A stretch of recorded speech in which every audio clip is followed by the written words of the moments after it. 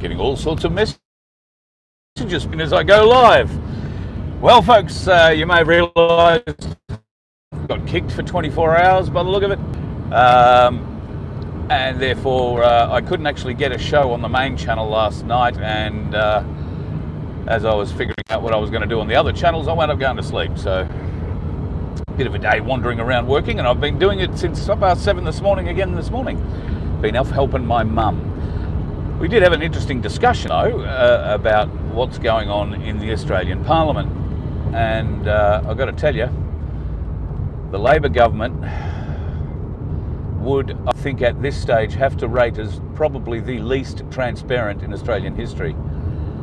And in fact, they are willing and able, in fact, I would say motivated to lie at every opportunity, to conceal and to hide from us a number of various actions that they've taken. But the big news, I guess, in the last 24 hours is Senator James Paterson has been digging very hard on the ISIS bride story coming back, and has been able to elicit, I think, a pretty big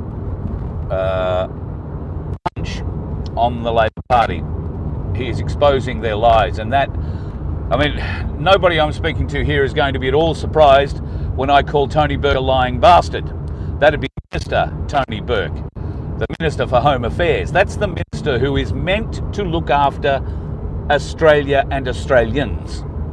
He is responsible for the safety of Australia and Australians in conjunction with the Department of Defence, who's got that Richard Marles smug piece of turd in the chair there, and he's also the pretend Prime Minister, I think, at the moment, isn't he? Because Albo Sleazy's off enjoying a holiday with his beard. But the cover that they're trying to get out into the media, and I'm sure the ABC will be swallowing it, I haven't watched one bit of it, but surprisingly Sky News seem to have been onto it and are happy to dig a little bit further. Currently, though, through the recent Senate estimates, and they go through for today, I think, as well, before Senate rises and they head off. So there might be a few more little things come out today. Tony Burke will be under a great deal of pressure today to make some form of announcement. I don't know that he will. He's a weak-gutted prick and is not likely to come out and try and defend something he cannot defend. The big question that will be asked of him is, why did he ask the public servant who was in the meetings with Save Australia trying to get these ISIS brides back into the country, why did he want that public servant to leave? Because the public servant was taking notes, that's why, minuting the meeting. And clearly there was a lot of minutes recorded where Tony Burke made it very clear to Save Australia, or save the ISIS bride, whatever it's called, made it very clear that neither he nor his department would put up any kind of roadblock to bringing these people back into the country, and indeed very quietly said, and they will be able to get assistance once they are back in the country. That assistance means money from you and I, the Australian taxpayer. Do you feel good about looking after these ISIS brides, these women who went off, married murderers, became pregnant to them, and then, of course, became widows for the most part to them? There are a number of them who were married to significant players in the ISIS movement some years ago. One of these gentlemen, you will remember, had his Aussie son, I think it was with a Colt 45 or a pistol, it might have been a 1911, dressed up as a little jihadi and telling people he was going to cut people's heads off. This kid was about 5 at the time. These children were born into a horrifying situation,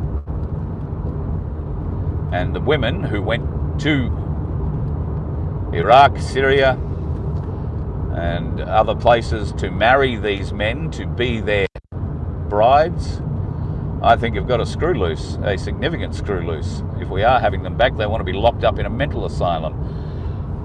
I can't say the same about the kids. The kids might be great, who knows. However, why are we paying for their mistakes?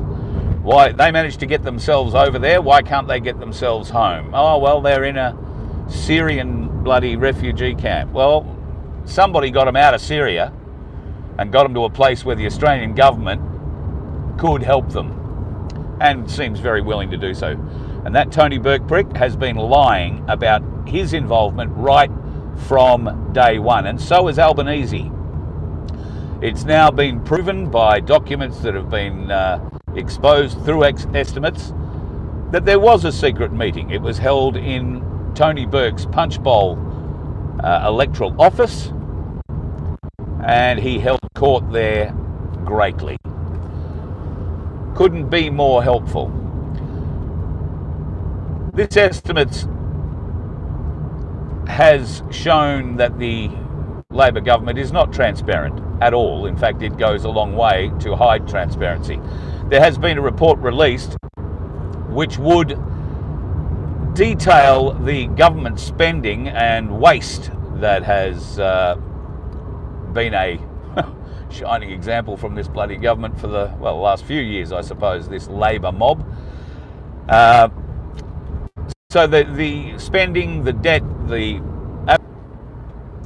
meetings, and they are proving to be the undoing of this government. We have people like Katie Gallagher, the finance minister, smug cow, who sits in estimates with her arms folded, being quite belligerent and mocking in a very, very sarcastic tone, mocking the people asking questions. Oh yes, we knew you'd ask that. Oh yes, we researched that. Oh, we knew you'd be getting onto this. You just, you're so predictable. Well, the only reason that those sorts of questions are being asked is because the Labor thieves are being less than transparent, even though they are being entirely predictable. We know the Labor fobs are going to rob the taxpayer blind. And when they run out of money from the taxpayer, they're going to jam the taxes up or introduce great new ones, just so that we can keep going. Absolutely friggin' pathetic. And it's going to keep going, folks, until we do something about it. Now, the reason that I got kicked off YouTube the other night was because I played that thing from Ireland where the new national group has come out, National Republican Movement, has come out in front of the Irish flag wearing balaclavas and holding pistols and shotguns. That is the reason that the show got kicked the other night and I wasn't able to go on yesterday. It's because I showed guns. That's a community guideline against YouTube. You can't show guns and threats. Well, I didn't really appeal that because there was very definitely a threat. I would have appealed it on the guns basis because I watch plenty of people on YouTube that fire guns. But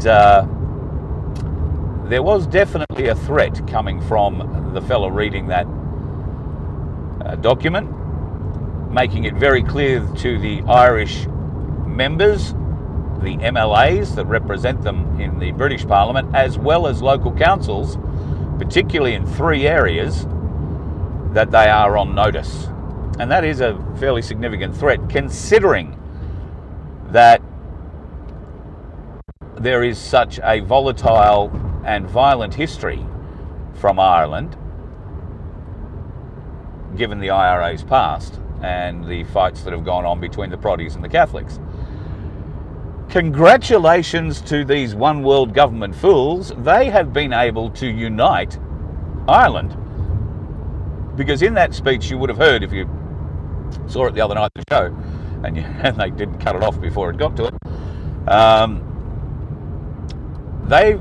they're worried about their religion. They're worried about their religions being taken away and their rights being taken away. That more religious freedoms are given to Muslims and others that are invading their country than are being given to the locals who've been there defending it. Now, for God knows how long, the Protestants and the Catholics fought a deathly battle in Northern Ireland. Thankfully, through the political arm of the IRA, Sinn Féin, and some forward progressive thinking from UK governments, the murderous past of the IRA seems to have been placated somewhat, and the political arm is doing good work. At least it was. Sinn Féin have now come out and, attacked the national movement, and I think Sinn Féin have done themselves probably a huge disservice, because it wouldn't be the first time that members of an organisation designed and conceived to create. I'm following a GPS and I can't have the GPS and the camera going. I'm following a GPS and I can't have the GPS and the camera going at the same time, so if it drops out occasionally, that's what you see happening. So yes, I think that the Irish issue is going to get bigger. The new Republican movement, the National Republican movement, read IRA, only it won't be a discombobulated IRA. It will be a fully unified Protestant and Catholic version of it. You don't go screwing around with the Irish, and they take it very, very seriously, regardless which side of the biscuit they're on. And at the moment, they feel that their religion, their lives, their society is under threat. And they have the means, the training, and the motivation to do something about it. I'm not saying that's a great thing, but I'm not saying it's a bad thing either. You watch how those government organisations now stand and will play things differently in Ireland. They're going to try and shut down this group, I have no doubt. But this group, if they do try and shut it down, will go underground, just like the IRA did. And then if you're made to fight like that, well, they'll fight like that. They've got a proven history. So we want to try and avoid bloodshed at all possible. We do not want to be taking the pitchforks to town unless we have enough people behind us with a pitchfork. And that just doesn't mean numbers. That might also mean the military and the police. Now, we touched on it the other night, and I've been contacted by somebody, an ex-police officer, who is livid with his police management, his police organisation, from the police commissioner down in his state. Absolutely livid at the lies and deception that is being propagated by so many people in this regard to try and keep the police on their side and doing their job and not asking too many questions. Well, this fella tells me that certainly many senior police, people who have been in policing for probably more than 10 years, are disgusted and are resigning in droves. They do not want anything to do with the management. Even areas of police management in certain states, Queensland being one, and there is talk in Victoria, but I believe Victoria's police management is so corrupted from the top down that it wouldn't matter who you replaced the Victorian Chief Commissioner of Police with, or his assistants or underlings. All you're going to do is replace the head of the Hydra with another head of the Hydra. That may change. There is some legal challenges, I believe, that are going to be put forward to police in Victoria shortly. And if they work, it'll be significant. The other thing that this fella suggested to me is that there is a lot of support through police ranks for what we do. Now, I'll be honest, in Canberra last week, I felt that support from the federal police. Not so much from the protective services types, but they hold a different role. But certainly from the AFP, I had a number of dealings with them across the course of the week while I was in and around Parliament House. And they're obviously very aware of Wade. After I met a few of them on the first day there with Wade, they clearly went away and did a little bit of research and tried to find out who I was, because I was greeted by name the next day or the day after when I turned up, so that they knew who I was, and they'd spoken something about the show. Oh, you know, you've come down a long way. It's been a long drive. You're recovered, that kind of thing. So they were very open, very genuine, interested in hearing why me, and what we were there for. I think they realised that this was, you know, a show of support more for Wade than it was to, you know, try and stir up any politicians. And obviously with the bill going through last week, it was always going to go through. We just didn't feel that it should go through without there being somebody there to witness just what that means for Australia. And of course, it's gone through, and the lies, and will continue. Sorry, I'm playing around with my seatbelt. My microphone's attached to it. I am assuming that you are hearing me because I've got a microphone plugged in, so but I can't really read the texts at the moment. I can read a couple. G'day Pete, you're in the house. Nice to see you. The lovely Gay. I hope that things are going nice in Oklahoma. I just want to start singing, and they call the wind Mariah every time I say Oklahoma.